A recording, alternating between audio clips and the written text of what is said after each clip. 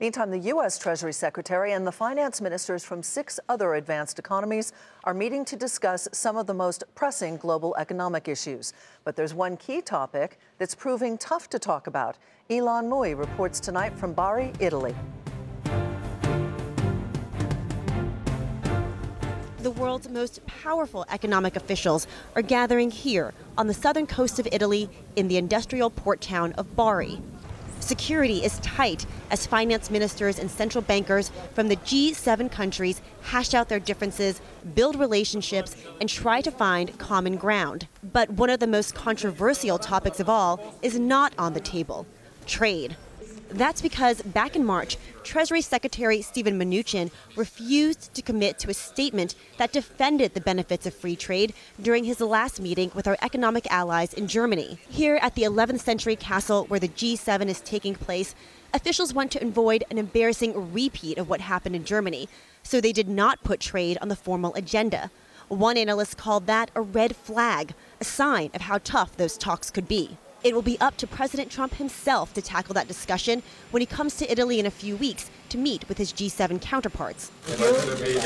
But Mnuchin likely won't be able to avoid the issue of trade entirely. It could come up during his one-on-one meetings with other finance ministers.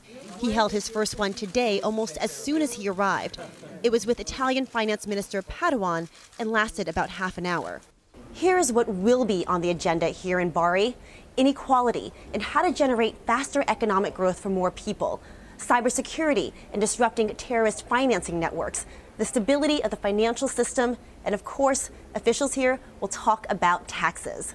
There is widespread frustration over U.S. companies, especially in the technology sector, shifting their profits to countries with the lowest tax rate.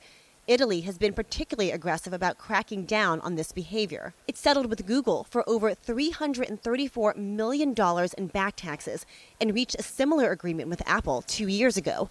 But Italy isn't the only country tightening its rules.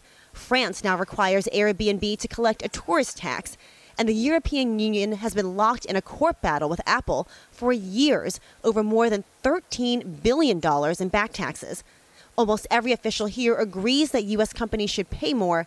The fight is over who it should be paid to. The G7 meeting officially kicked off this evening with a formal dinner to welcome everyone to Bari. The discussions here will help set the tone for the president's visit later on this month. For Nightly Business Report, I'm Ylan Mui in Italy.